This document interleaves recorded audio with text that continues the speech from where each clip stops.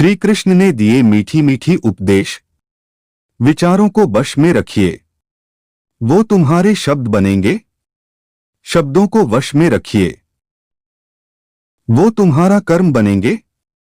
कर्मों को वश में रखिए, वो तुम्हारी आदत बनेंगे। आदतों को वश में रखिए, वो तुम्हारा चरित्र बनेगा। चरित्र को वश में रखिए, वो तुम्हारा भाग्य बनेंगे। किसी की सूरत बदल गई तो किसी का नियत बदल गई। जब से तूने पकड़ा मेरा हाथ, राधे मेरी तो किस्मत ही बदल गई। राधे राधे। कर्मों से डरिए, ईश्वर से नहीं, क्योंकि ईश्वर माफ कर देता है, लेकिन कर्म कभी माफ नहीं करते।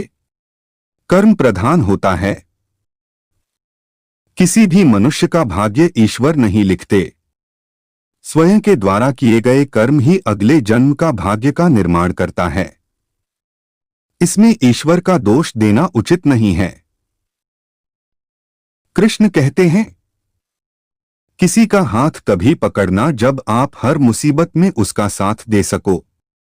ऐसा कभी किसी के साथ ना करें। कुछ लोग होते हैं, किसी भी प्रकार का लाभ उठाने के लिए किसी का हाथ पकड़ लेते हैं,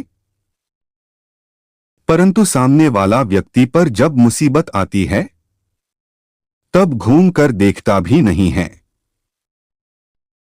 गीता में श्री कृष्ण ने कहा है, मनुष्य के अपने कर्मों का फल भोगना पड़ता है। सनातन धर्म में यह मान्यता है। कई बड़े बड़े ऋषि मुनि कहते हैं कि कर्म के फल से तो स्वयं भगवान विष्णु भी नहीं बच पाए। दरअसल बात यह है, भगवान विष्णु के 10 अवतारों में श्री राम और श्री कृष्ण भी हैं। जब भगवान राम माता सीता की खोज में दर दर भटक रहे थे, तब उनकी भेंट सुग्रीव से हुई थी। हनुमान जी ने सुग्रीव से दोस्ती कराई थी। सुग्रीव, जिन्हें उनके ही बड़े भाई बाली ने राज्य से बेदखल कर उनकी पत्नी पर अधिकार कर लिया था। राज्य छीन लेने के कारण सुग्रीव भी भटक रहे थे। तब भगवान राम ने सुग्रीव की सहायता करते हुए बाली को छिपकर तीर मारा था, जिससे बाली की मृत्यु हो गई थी। भगवान राम ने बाली को पेड़ की आड़ में छिपकर तीर इसलिए मारा क्योंकि बाली को वरदान था कि जो भी उसके सामने आएगा उसका आधा बल बाली को प्राप्त हो जाएगा। यह घटना है त्रेता युग की। युग समाप्त होने पर भगवान राम अपने लोक चले गए। इनके साथ ही भगवान के साथ उनके भी कर्मों का फल साथ चला गया। द्वापर युग में जब भगवान विष्णु ने श्री कृष्ण के रूप में अवतार धारण किया तो पूर्वजन्म के कर्मों को फल भी उन्हें भोगना पड़ा। महाभारत युद्ध के बाद जब भगवान श्री कृष्ण समस्त परिवार के साथ द्वारका में बस गए, तब कौरवों की माता गांधारी के शाप के कारण यदुवंश समाप्ति की तरफ बढ़ने लगा। आपसी कलह और सहार के बीच यदुवंश में गिनती के लोग बचे।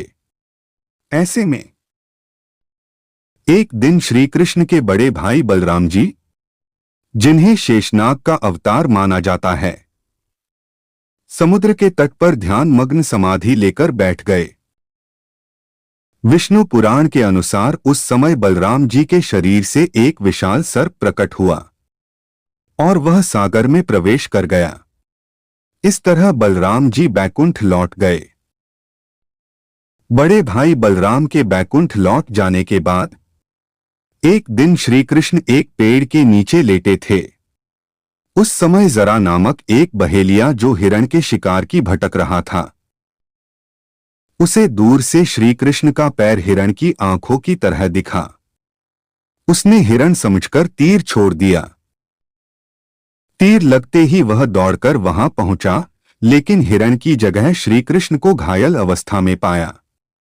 कुछ धार्मिक मान्यताएं हैं कि जरा नामक बहेलिया ही त्रेतायुग में बाली था, जिसने अपने पिछले जन्म में धोखे से प्रहार करने वाले श्री राम से इस जन्म में बदला लिया। वहीं दूसरी मान्यता है कि हर व्यक्ति को अपने कर्म का फल अगले जन्म में भोगना पड़ता है। इसलिए श्री राम ने अपने कर्म का फल श्री कृष्ण के रूप में भोगा।